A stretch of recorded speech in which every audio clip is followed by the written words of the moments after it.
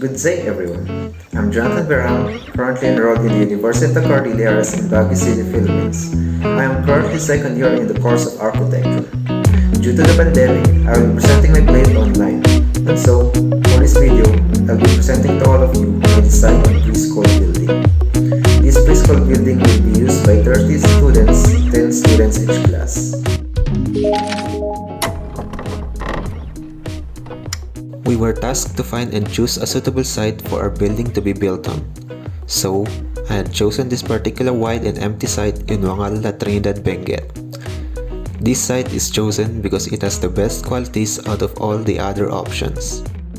This site is near the road for easy access, which is not a busy road, so there will be no traffic or road noises.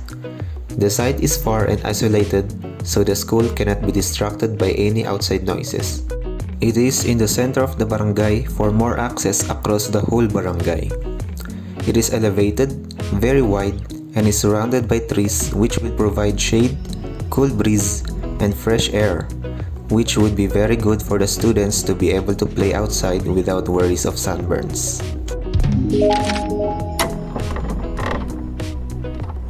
Once you enter the building, you will be walking into the wide main hallway, in which you will see a lot of chairs. The purpose of this is so parents will have a waiting area inside the school building while they wait for their kids. It also serves as the waiting area for the people going to the principal office and also the teacher's office. On the left side, it is where the classrooms, kitchen, and the janitor room are located.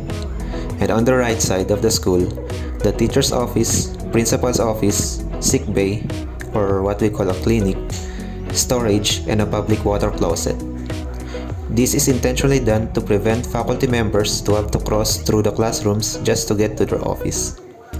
This also applies vice versa, as to prevent students having to pass through the offices just to get to their respected classrooms.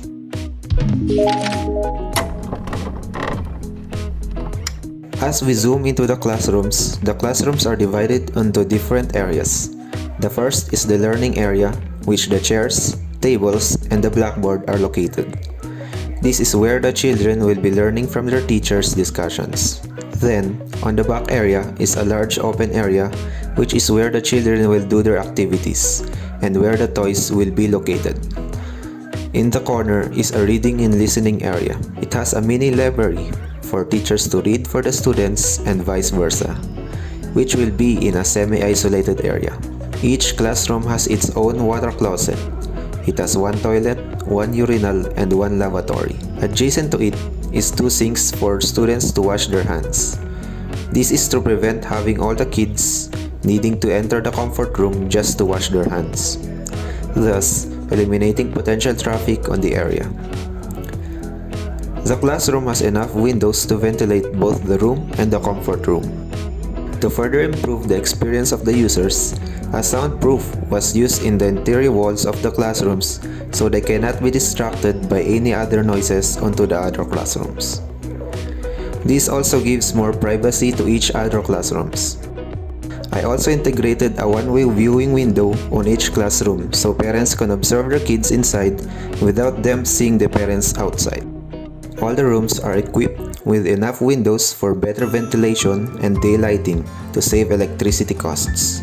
For the mood concept of the classroom, I chose this design as it is colorful and is stimulating to the eyes of the children.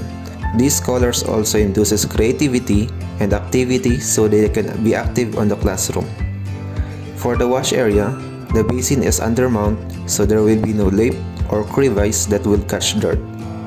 The comfort room will be painted on a similar design to this, as the color blue induces calmness and peacefulness, which is fitting for a restroom.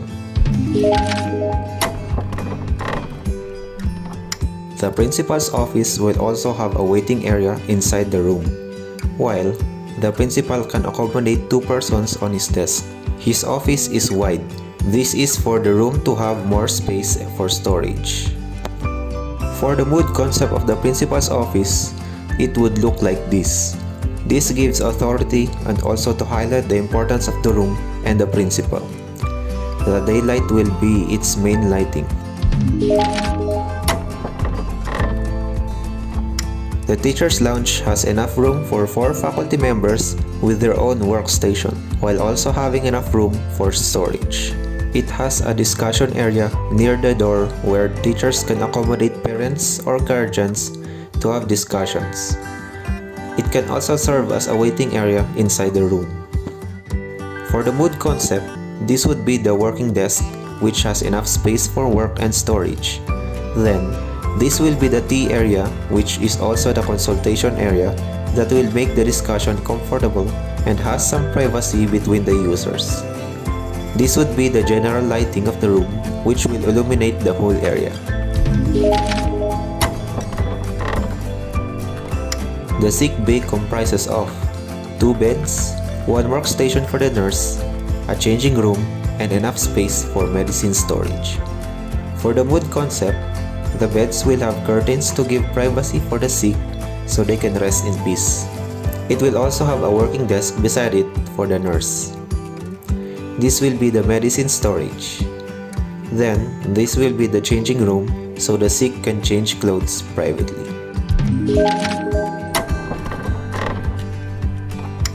The public comfort room has 2 toilets and a urinal, while also having 2 wash basins on the lavatory with a mirror. This will be used by both the faculty and the visitors or the parents. And for the remaining rooms, the kitchen is located on the far left of the building. This is where the cooking will take place. It is equipped with all the necessary fixtures needed on a kitchen, while also having large space for storage. Right beside it is the janitor's room, where all the cleaning materials will be stored. On the far right is the storage room. This is where the school can store anything. For the mood concept, the kitchen will look like this, with windows also having this concept. And this is the freezer to store frozen goods. The janitor room will look something like this, which is spacious to store lots of things the janitor needs. And then the storage room, which is very wide and well illuminated. The school can store practically anything in this area.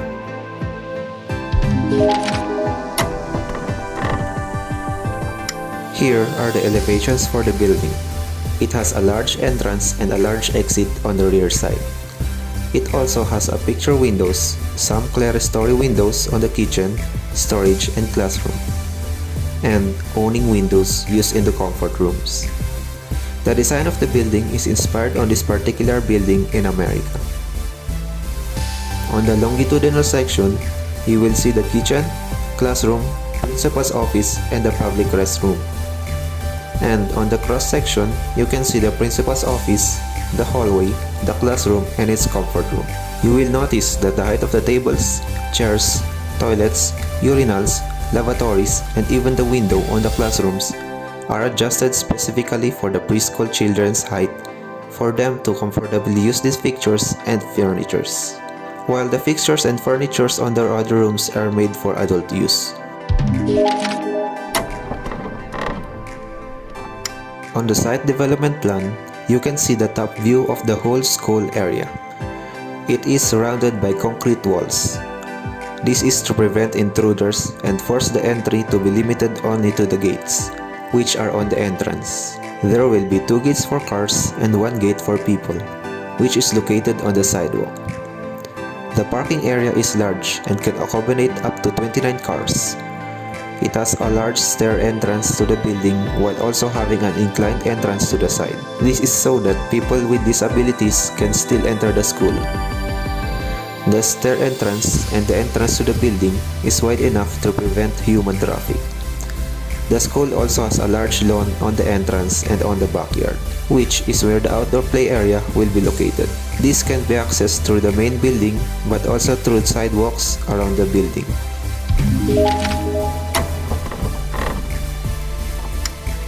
And lastly, here is the perspective view of the building.